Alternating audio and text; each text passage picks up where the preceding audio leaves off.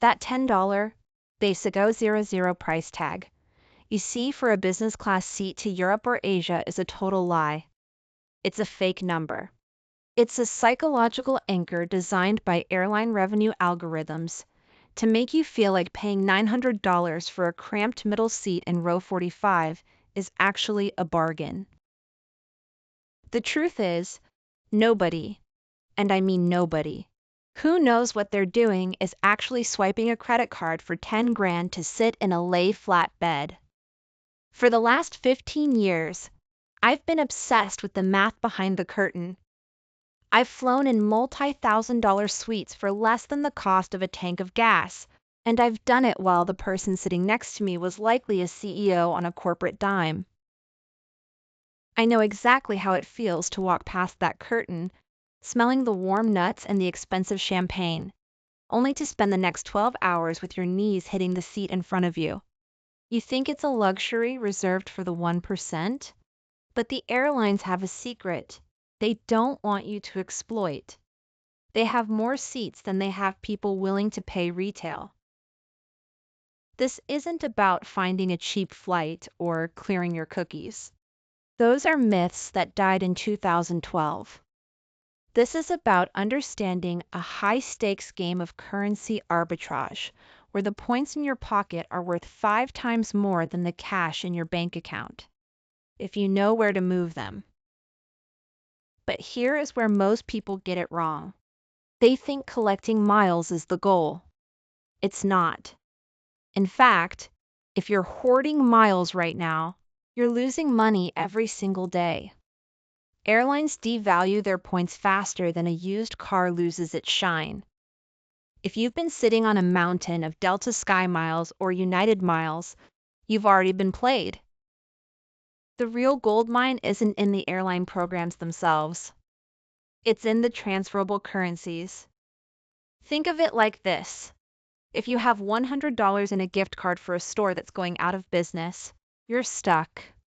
But if you have $100 in cold, hard cash, you can go anywhere. Most travelers are stuck with the gift card, while the pros are carrying the cash. I know this sounds like a lot to juggle, but stick with me.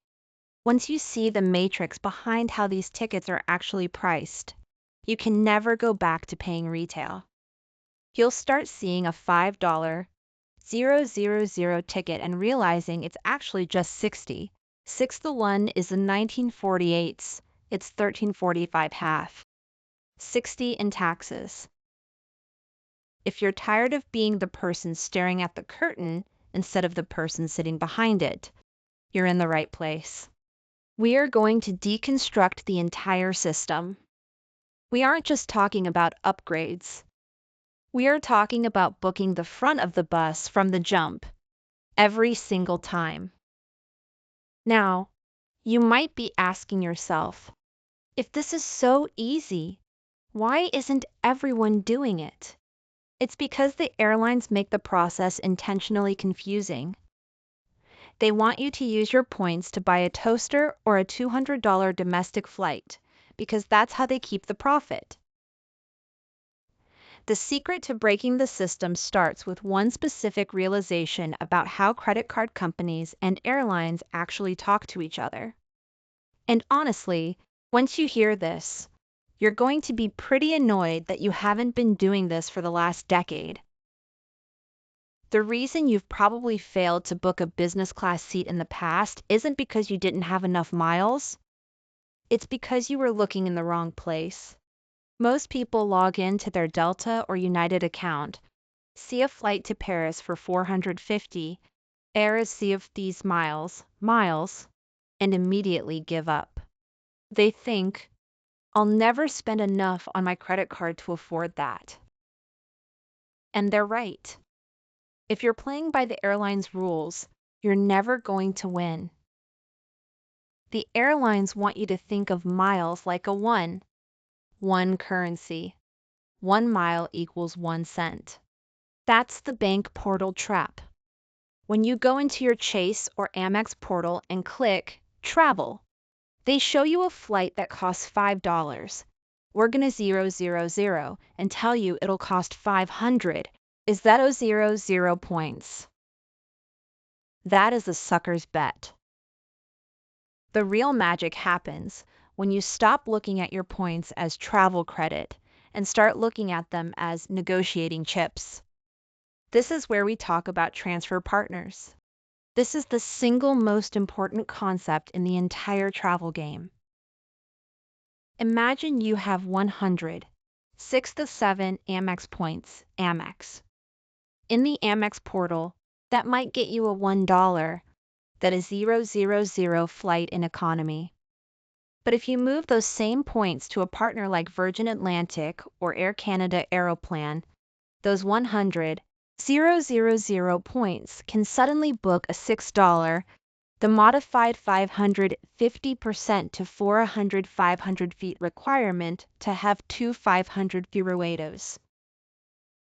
It's a legal loophole in the global aviation system. Here's the secret. Airlines belong to alliances. United is in the Star Alliance. American is in One World. Delta is in SkyTeam. Because they are partners, they sell each other's seats. But, and this is the part that will make you want to scream, they don't all price those seats the same way. I've seen flights from New York to Madrid that cost 150 miles if you book through one airline, but only 34,000 miles if you book through their partner.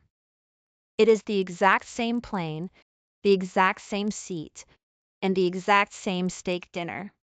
You're just paying a third of the price because you knew which door to walk through. But it gets even better. Right now, in 2026, we are seeing a massive shift. While big US carriers are moving toward dynamic pricing, which is just a fancy way of saying they charge whatever they want, international partners are still clinging to award charts. These are fixed price menus. For example, Iberia doesn't care if a ticket to Spain costs $1. The new cost loop these of fixed price menus 32. Is it row 00 in cash? If there is an award seat available, their menu says it costs 34.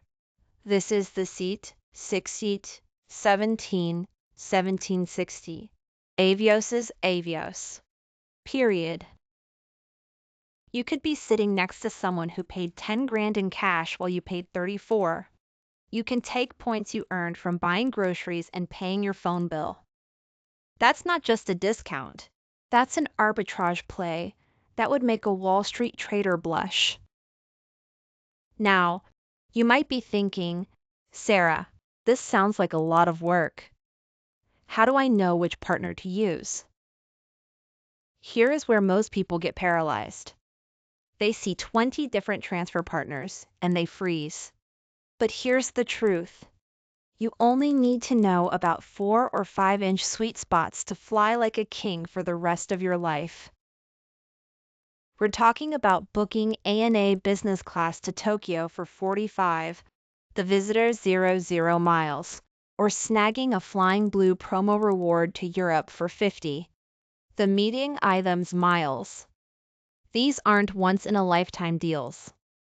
They happen every single month. The problem is, the airlines are getting smarter. They're hiding these seats. They're making them harder to find.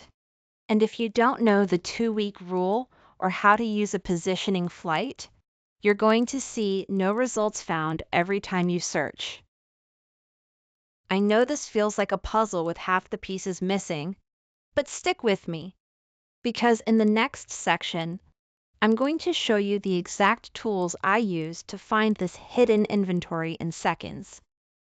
I'm going to show you how to bypass the airline search engines entirely so you can stop guessing and start packing. The biggest mistake you can make right now is going to an airline's website, typing in your home airport and your dream destination, and hitting search. When you do that, the algorithm wins. It sees your desperation. It sees the lack of direct availability, and it serves you a recalculated price that costs 250,000 miles. To beat the system, you have to stop thinking like a passenger and start thinking like a logistics manager. The secret weapon of every pro traveler is the positioning flight. Here is the scenario. You live in Charlotte, North Carolina. You want to fly to Paris in business class. You search CLT to CDG, and it's 200 in the CQLCDs miles. You give up. But wait, what if that same flight to Paris costs only 50 SSLS 6 miles if it departs from New York, JFK, or Washington?